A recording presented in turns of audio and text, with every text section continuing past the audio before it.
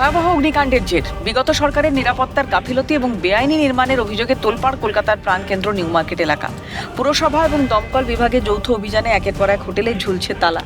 লাইসেন্সহীন এবং অগ্নি নির্বাপক ব্যবস্থাহীন বহু অবৈধ হোটেল সিল করে দেওয়ার সিদ্ধান্ত নিয়েছে প্রশাসন। বছরের পর বছর ধরে পর্যাপ্ত পরিকাঠামো না থাকা সত্ত্বেও কিভাবে ট্রেড লাইসেন্স মিলল তা নিয়ে প্রশাসনিক মহলে উঠছে তীব্র প্রশ্ন। এই কঠোর পদক্ষেপের সরাসরি প্রভাব পড়েছে ভারতে আসা বাংলাদেশি পর্যটক এবং চিকিৎসার জন্য আসা রোগীদের ওপর। আশ্রয় হারিয়ে অনিশ্চয়তার মুখে অনেকে ছুটছেন মুকুন্দপুর ও বাইপাস সংলগ্ন এলাকার হোটেলগুলোর দিকে। নিউ মার্কেট, মার্কুইস স্ট্রিট এবং ফ্রি স্কুল স্ট্রিটের সংকীর্ণ গলিতে চলা অবৈধ হোটেলগুলিতে পুরসভার কঠোর নোটিশ জারি। হোটেল খালি করার নির্দেশে রাতারাতি ঘর ছাড়তে বাধ্য হচ্ছেন পর্যটকরা। নতুন করে আসা বাংলাদেশিরা থাকার জায়গা না পেয়ে শহরের রাস্তায় ঘুরে বেড়াচ্ছেন। নিরাপদ আশ্রয়ের খোঁজে চিকিৎসা প্রার্থীরা বাধ্য হয়ে পুরো বাইপাসের দিকে পাড়ি দিচ্ছেন। হোটেল পাচ্ছি না। একবারে এক হোটেলে যে বলছি যে আমাদের ফ্যামিলি নিয়ে আসছি, একটু থাকতে দেন। তাকে রিকোয়েস্ট করার পরে তারা একটু থাকতে দিয়েছে। তারপরে সকালবেলা কইছে আপনারা বেরিয়ে যান।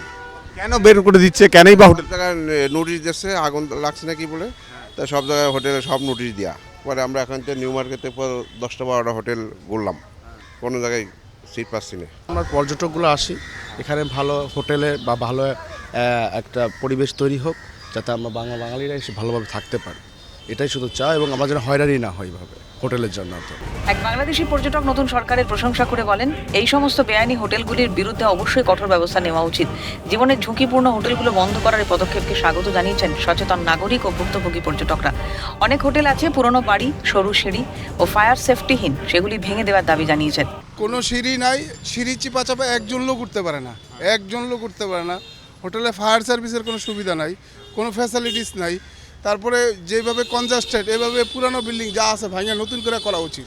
এই সরকারের উচিত, মোদী সরকারের উচিত যে নতুন করে এই বর্তমানে যে পুরানো ব্রিটিশ আমলের ভাঙ্গা যে হোটেলগুলি, এগুলি ভেঙে নতুন করে নির্মাণ করে, যেহেতু এটা একটা পর্যটন এরিয়া, বাংলাদেশ থেকে এখানে সবাই আসে। এখন আইসা এখানে যে হোটেলের যে আমরা একটা বিড়ম্বনার ভিতরে পড়ি, এই বিড়ম্বনার থেকে আমরা মুক্তি চাই। 100% ঠিক করেছে এবং এটা বন্ধ হওয়া উচিত, এটা রিয়েলি বন্ধ হওয়া উচিত। কারণ যে পরিস্থিতি, এই পরিস্থিতি আরও বড় ধরনের দুর্ঘটনা ঘটতে পারে। এটা সেম আমাদের বাংলাদেশের লালবাগ কেল্লা, পুরান ঢাকা, চকবাজারের মতো অবস্থা।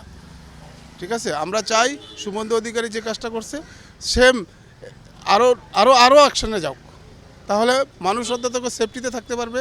এটা দাদা দেখুন, সরকারের ব্যাপার আছে, এটা গাইডলাইন মেনে চলতে হবে। কিন্তু আমি সরকার থেকে একটু করব কি, একটু নরমি করুন। কেন এখানে হাজার হাজার গেস্ট এখন রাস্তা ঘুরছে, ওদেরকেও একটু দেখুন। এতদিন ধরে এই বেনিয়মে চলছিল কি করে? এবার দেখুন, এটা সরকার বলতে পারবে, এবার প্রশাসন বলতে পারবে, ফায়ার সার্ভিস বলতে পারবে কীরকম চলছিল, সেটা তো আমরা জানার নেই। লিগাল আনলিগাল দুটোই চলছিল দাদা। অ্যাকশনটা নিচ্ছেন সরকার, ঠিক আছে, কিন্তু যে বড় বড় যে গেস্ট হাউস আছে, যার কাছে সব কিছু আছে, ওদেরকে একটু দিতে গেলে এখানে যে গেস্টগুলো আসছে ওদেরকে যেমনি তকলিফ দেওয়া হয়, এটা আমি সরকারের সাথে একটু করছি।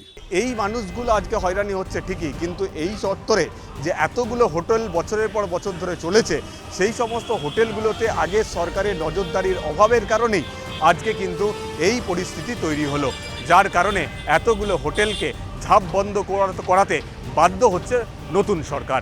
ক্যামেরায় গোপাল সেনের সঙ্গে মফিজুল ইসলাম, ক্যালকাটা নিউজ, কলকাতা।